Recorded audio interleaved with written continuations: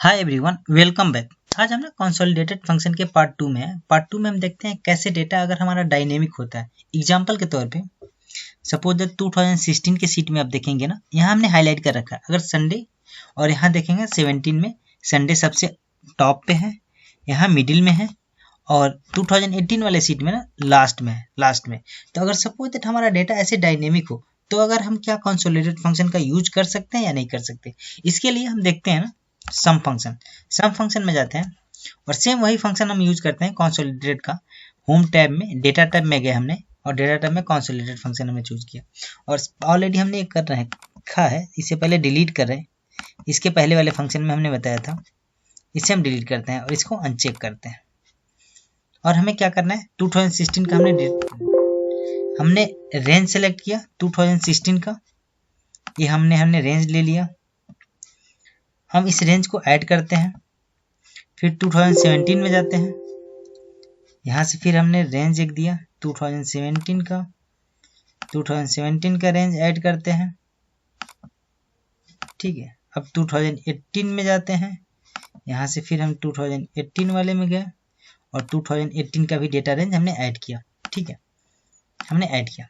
अब सम वाले टैब में जाते हैं और डेटा हमें यहाँ चाहिए। ठीक है, हमने इसे सिलेक्ट कर रखा है और हमने कहा कि टॉप रो हमारा हेडिंग है और लेफ्ट कॉलम हमारा हेडिंग है। जैसे हमने ओके किया, यहाँ देखिए 16 आ गया। वैल्यू कैलकुलेट कर लेते हैं। अब हमें ना सिर्फ संडे का चेक करना है। हमने संडे में यहाँ देखा ना क्या है, 20 है और यहाँ 100 है और यहाँ 14 है, मतलब 116 होना चाहिए संडे का। संडे वाले ऑप्शन में गए, संडे में यहाँ देखिए 160, पहले में 20, 40 और 16। ठीक है, 20, 40, 16 और 100 मतलब 116 वैल्यू एग्जैक्ट है। अगर सपोज दैट 2016 में यहाँ 50 करते हैं तो क्या वैल्यू हमारा वहाँ अपडेट होता है? हमें आते हैं सम पे, वैल्यू हमारा नहीं है अपडेट हुआ। इसको हम स्टैटिक बोलते हैं, स्टैटिक, डायनेमिक नहीं है। अगर हम लिंकिंग कर देते, इसके साथ लिंक कर देते, तो जब भी हम मेन सोर्स फाइल में कोई भी अपडेशन करते और हमारा लिंक डेटा में ऑटोमेटिक वो डेटा अपडेट हो जाता। ठीक है, हमें इस चीज़ से कोई मतलब नहीं कि हमारा डेटा संडे यहाँ फर्स्ट रो में है, सेकेंड कॉलम में है, थर्ड कॉलम में है, फोर्थ कॉलम में या लास्ट कॉलम में है। ठीक है, 2017 में किस पोजीशन पे है और 2018 में किस पोजीशन पे है। ठीक है, अगर हम डेटा लिंक करते हैं, अब हम लिंक कैसे करते हैं, कंसोलिडेट फंक्शन में जाते हैं। सबसे पहले हम यहाँ वैल्यू रखते हैं कंसोलिडेट फंक्शन में, फिर गया और ये डेटा सेम है, इसे हम डिलीट करते हैं। हमने इसको डिलीट किया, इसको डिलीट किया और इसको डिलीट किया और फिर हम रेंज देते हैं। क्या हमें करना है, सम करना है, काउंट, एवरेज, जिसमें जो सारे फंक्शन डिस्प्ले हो रहे हैं उस सारे फंक्शन का आप यूटिलाइज कर सकते हैं, यूज कर सकते हैं।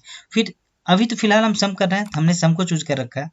फिर हम डेटा सोर्स लेते हैं, 2016 का हमने डेटा सोर्स लिया और इसे हम ऐड करते हैं।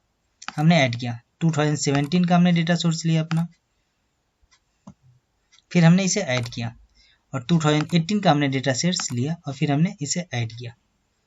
ठीक है, अब यहाँ अब हम आते हैं लिंक डेटा पे। ठीक है, अब यहाँ कह रहा है ना टॉप रो लेफ्ट कॉलम दोनों हमारा हेडिंग है और create a link data source पे हमने चेक किया, इसे अनचेक था सारे, हमने सबको चेक किया। टॉप रो हमारा हेडिंग है, लेफ्ट कॉलम हमारा हेडिंग है, create a link data source, हमारा डेटा सोर्स से एक लिंक बन जाए, जब भी हम सोर्स डेटा में जो भी अपडेशन करें वो हमारे मेन डेटा में डिस्प्ले हो। और हमने ओके पे क्लिक किया। सॉरी कुछ, हाँ, यहाँ आते हैं लिंक पे, कंसोलिडेटेड फंक्शन में जाते हैं। अब हम आते हैं ना कंसोलिडेटेड फंक्शन में और यहाँ जाते हैं।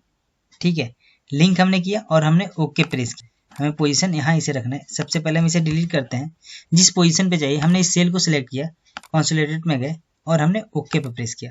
अब हमारा डेटा क्या हुआ, एक दूसरे से लिंक हो गया। जब भी हम मेन फाइल में कोई भी अपडेशन करेंगे तो हमारा सोर्स फाइल में अपडेट हो जाएगा, सॉरी सोर्स फाइल में जो भी अपडेशन करेंगे हमारा मेन फाइल अपडेट हो जाएगा। तो हम 2016 में जाते हैं और यहाँ 20 की जगह 100 करते हैं।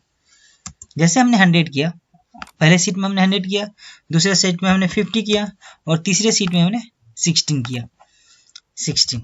अब हमारा डेटा हमें 210 शो होना चाहिए। लिंक डेटा सोर्स में जाते हैं और ये देखिए यहाँ 210 शो कर रहा है।